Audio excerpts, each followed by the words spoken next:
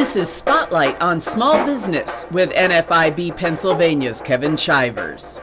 This is NFIB Spotlight on Small Business. I'm your host, Kevin Shivers with the National Federation of Independent Business.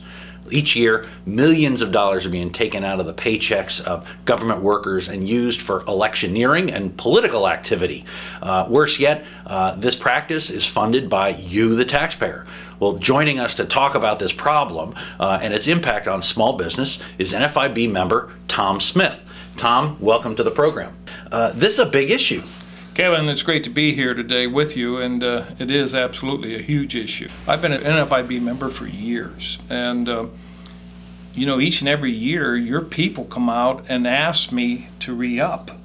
And believe me, I put them through the coals. Why are you doing this, or why can't you do this? With the way this system of public sector union dues being collected by we, the taxpayers, there's none of that. It's just they take it. They don't write a check, they just take it. But the biggest reason, Kevin, that I'm on board with this is it's a personal matter. I know for a fact that there's many public sector union members that do not agree with the way their hierarchy and the union's spending their money. An example of that, my oldest daughter, Melinda, school teacher for 16 years. When I ran for the United States Senate, they took $800 out of her paycheck for dues and used almost a third of that to help defeat her father. But she had no choice in that, no nothing. But this is a big issue because we taxpayers, and all your members that pay property taxes, that is one of the reasons why. Public sector unions, they support higher taxes for their pensions. I mean, pension is putting this state on its knees. And if it's not something done relatively soon, I don't know how we're going to come out of it. Well, you take a look in the last decade here in Harrisburg, we've seen dozens of elected officials and staffers who have been convicted because they have been doing political work on state time. And it's unconscionable to me that, the government then would finance the whole process of actually taking dollars away from public sector employees and then allowing the unions to use those dollars for political purposes. It seems to me that term de minimis, that should apply whether you're making fundraising calls from your office or stuffing envelopes on state time, to also whether you're collecting, dollars from paychecks of these government workers and then using those for electioneering purposes. And it's been done. I mean, it's been ongoing. That was the law, I think, was passed in 71 or 74.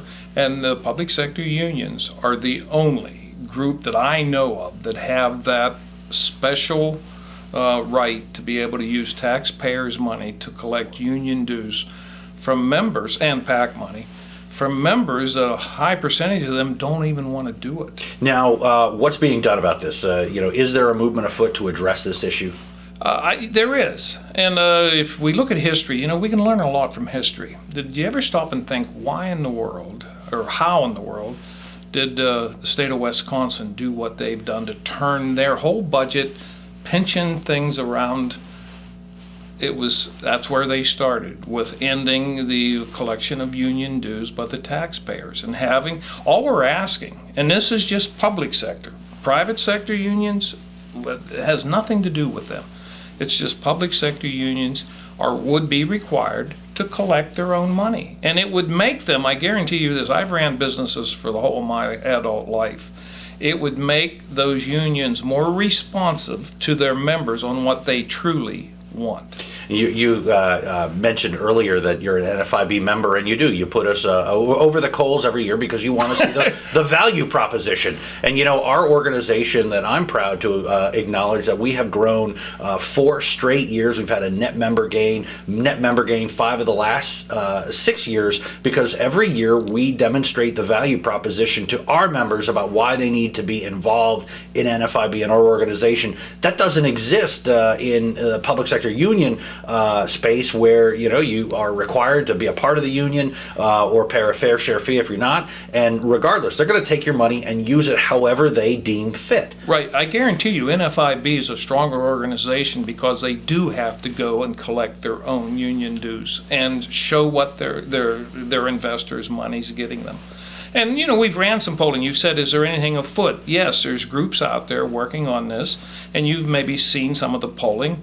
But over 80% of the public don't think the public sector unions should be allowed to use taxpayer money to collect their dues and PAC money. And I think that's common sense. But one surprise, it wasn't that big of a surprise, but it was great to affirm it.